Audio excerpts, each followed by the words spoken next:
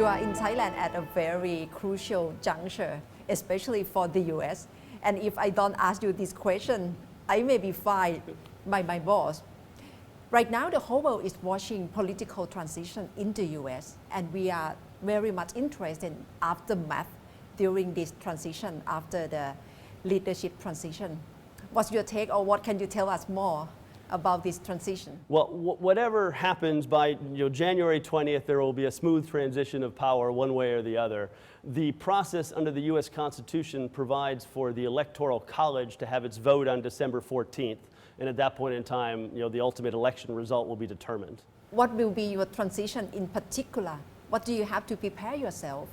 Well, I'm the first political appointee probably in about 25 years. I think I'm the first appointee from the private sector ever, so in that case. But regardless, I really enjoy being here in Thailand, and I like promoting the economic environment here. I like business here, so everything will work out fine.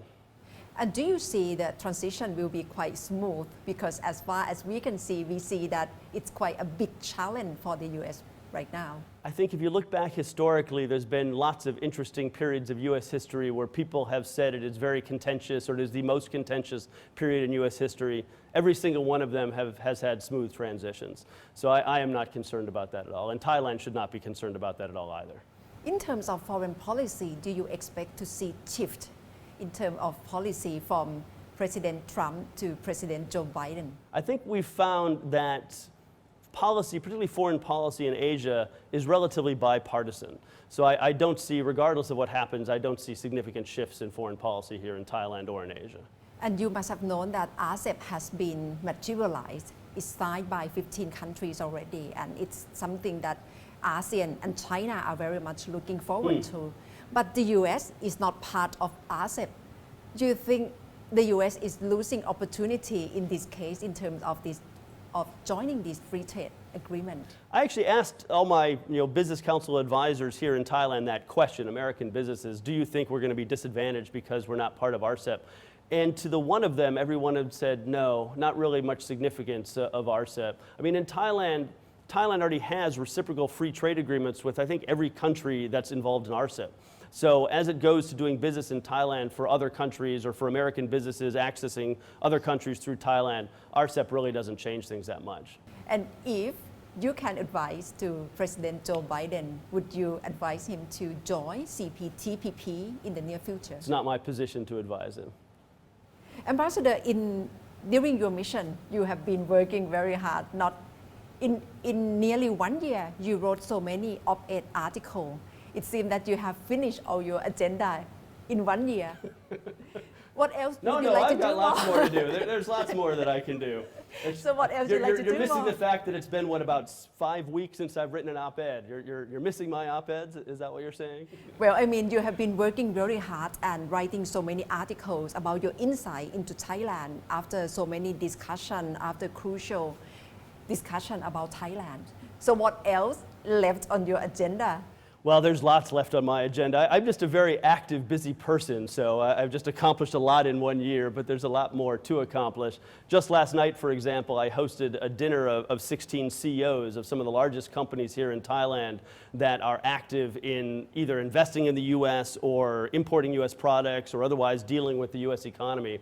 So my goal continues to be to try to promote these companies and try to get more economic engagement.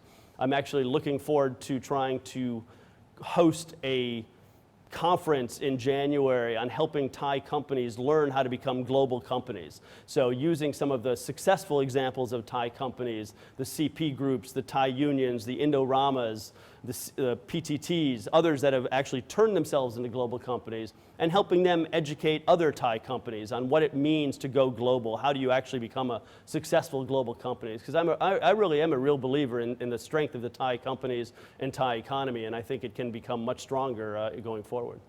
Technology-wise, right now, the whole world is watching how the confrontation atmosphere between the US and China is so apparent in terms of technology, Huawei, 5G.